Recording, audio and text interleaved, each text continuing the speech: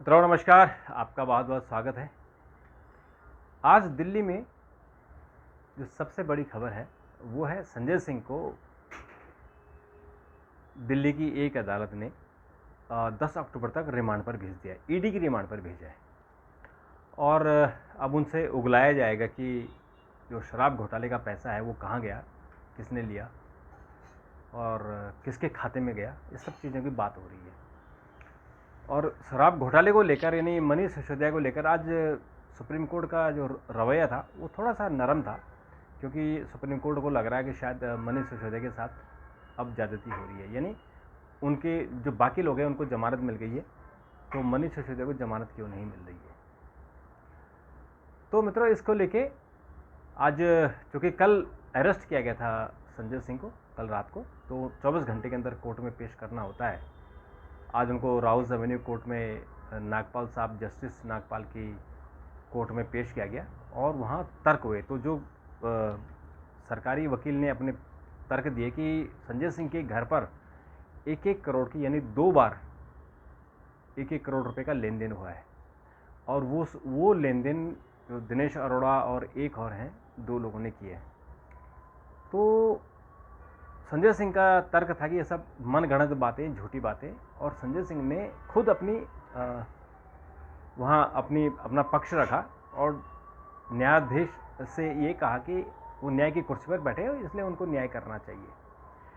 तो बहुत देर बहस चली और उस बहस में वहाँ काफ़ी लोग थे, आम आदमी पार्टी के कार्यकर्ता जो बाहर प्रदर्शन कर रहे थे।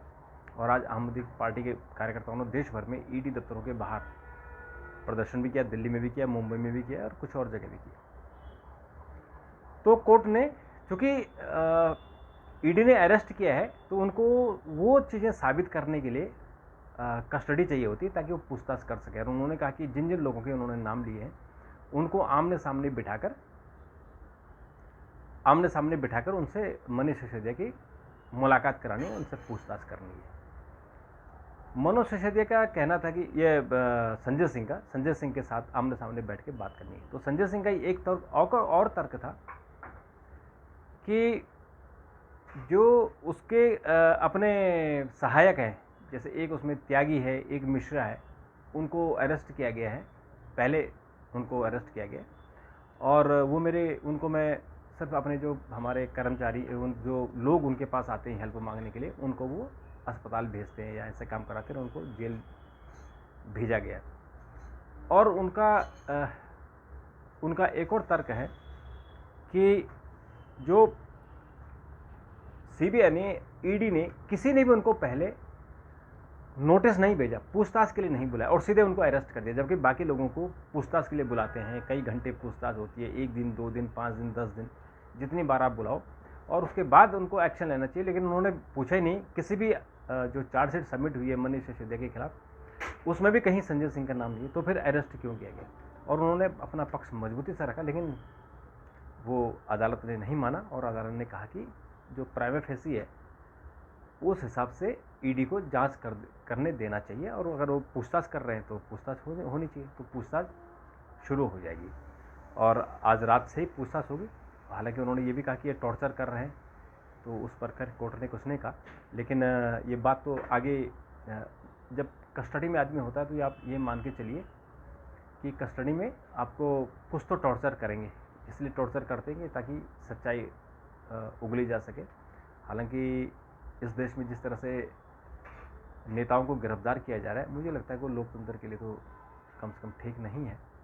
और इन लोगों ने अगर घपले किए, वाकई घपले हुए, तो फिर तो ये सजा के हकदार है। तो मित्रों, ये तो रहा संजय सिंह का मामला। अब मनीष सिसोदिया के मामले में सुप्रीम कोर्ट में पिछले 2-3 दिनों से बहस चल रही है, और अब अगली बहस वीरवार को, यानी 1 हफ्ते बाद होगी। मनीष सिसोदिया के वकील ने बार बार कहा कि जो बाकी लोग हैं, एक तो उनको सबको जमानत मिल गई है, तो वो अकेले, उनको करीबन 6 महीने से ज़्यादा हो गया, उनको जमानत क्यों नहीं मिल रही है। और मनीष सिसोदिया का ये भी तर्क था कि जो पैसा आया है वो पार्टी के फंड में गया है। तो कोर्ट ने कहा कि जब पार्टी के फंड में गया तो पार्टी को भी इसमें पार्टी बनाओ। तो आज फिर कोर्ट का रुख बदला। कल तो कोर्ट ने कहा था कि आम आदमी पार्टी के खिलाफ भी आप जांच करो, लेकिन आज कोर्ट ने फिर उसमें आगे कुछ नहीं कहा। उन्होंने कहा कि अगर इसमें पैसा आया, जिन लोगों ने पैसा दिया उनसे आप पूछताछ करो। तो काफ़ी बहस हुई, 2 दिन से 3 दिन से बहस चल रही थी, और उस बहस का लबोलबाब हम कहें तो अदालत का, सर्वोच्च न्यायालय का जो रुख है वो थोड़ा सा नरम था, क्योंकि सर्वोच्च न्यायालय को ऐसा लगता है कि मनोज सिसोदिया जमानत के हकदार है, क्योंकि जमानत लेना मौलिक अधिकार है। किसी भी आरोपी का अगर वो कोई ऐसा क्राइम, यानी जो हीनियस क्राइम अगर नहीं है, तो जमानत लेना, और चूँकि चार्जशीट सबमिट हो चुकी है, 2-3 चार्ज सप्लीमेंट्री चार्जशीट भी सबमिट हो चुकी है, तो फिर जमानत देने में कोई हर्जा नहीं है, ऐसा जो मनीष सिसोदिया के वकील हैं और उनके लोग हैं वो ऐसा कहते हैं। तो जो भी होगा इसमें आगे हम बात करेंगे, और इस वाले मामले में जो ये शराब घोटाला है, इसमें कैसे आगे जांच चलती है और उस जांच का क्या नतीजे निकलते हैं, उस पर भी हम लोग चर्चा करेंगे। तो अभी के लिए इतना, फिर आपसे मुलाकात होगी, तब तक के लिए नमस्कार, थैंक यू, धन्यवाद।